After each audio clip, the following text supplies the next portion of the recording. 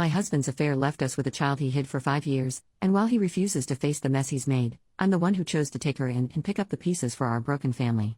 My 34 female life is falling apart, and it's all thanks to my husband. We had a perfect life, both of us worked in the jobs we loved, we have a beautiful daughter, 10 female, and a healthy son, 5 male.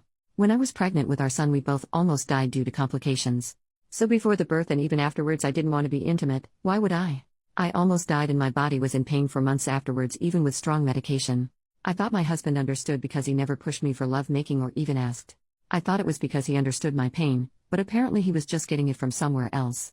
A few months ago we were visited by Child Protective Services. I was terrified at first, frantically thinking of what we did wrong with our children to cause a visit.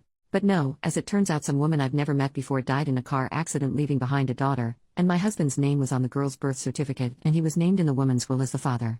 I thought it was a mistake at first, until my husband broke down and told me the truth. As it turns out, while I was suffering my pregnancy and the after effects of almost dying, my husband would go to a woman he knew at work and get it off with her. He said this as if he was doing me a favor.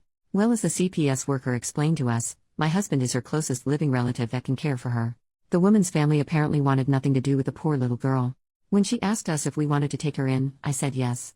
Yes, I know this might be the true cause of all my issues, but my husband pawned that poor girl off to live with her single mother for 5 years. He doesn't get to pawn her away when she needs help. She's his responsibility, and now is ours. I told him I'll help take care of the necessary visits for wellness checks and help with whatever CPS wants us to do. All he had to do was explain everything to our children. The fact I'm saying this tells you what he did. Yes, nothing.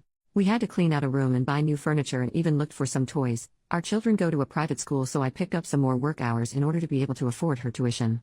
I was the one who had to tell our extended families the big change because he didn't want to do so.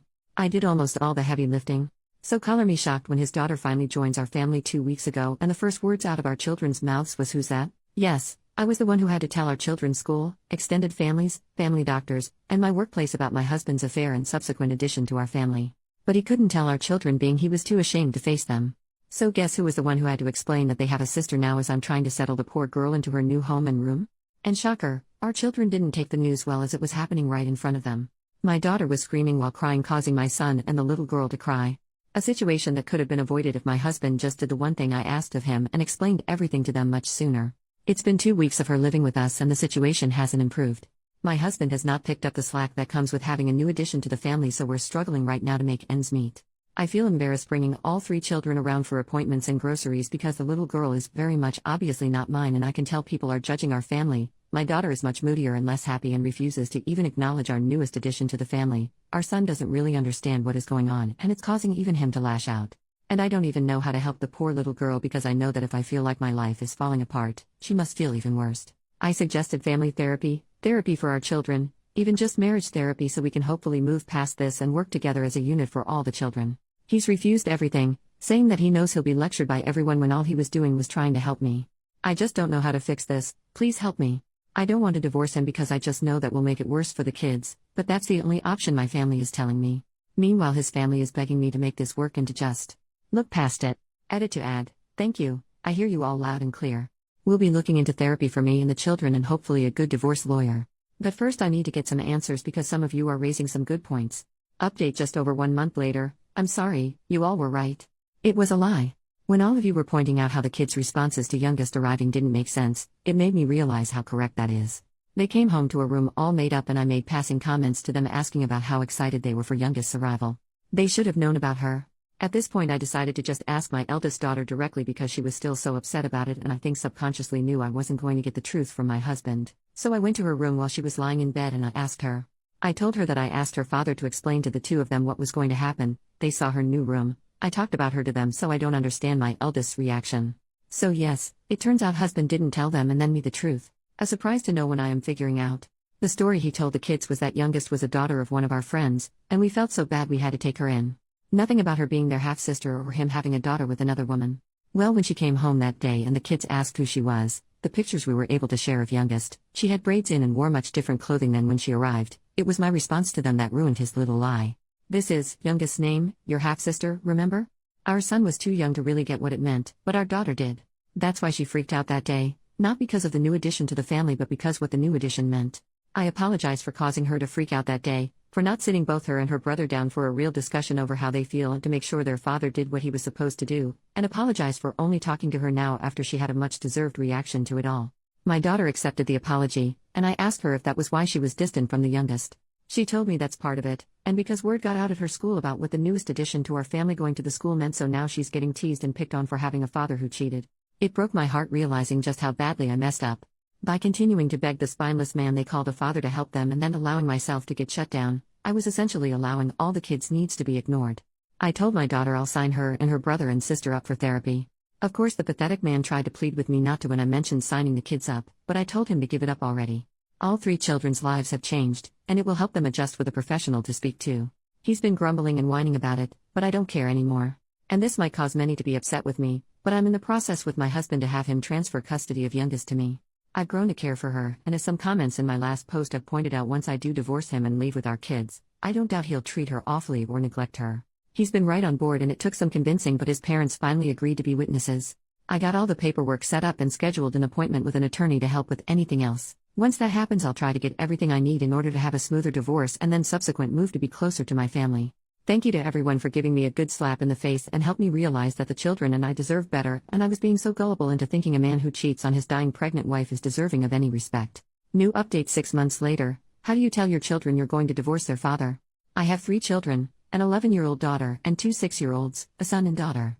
Just recently, after months of court hearings, home visits, background checks, and interviews with a judge and a social service worker, I've been granted custody of my 6-year-old daughter with her biological father, my husband, giving up parental rights to me.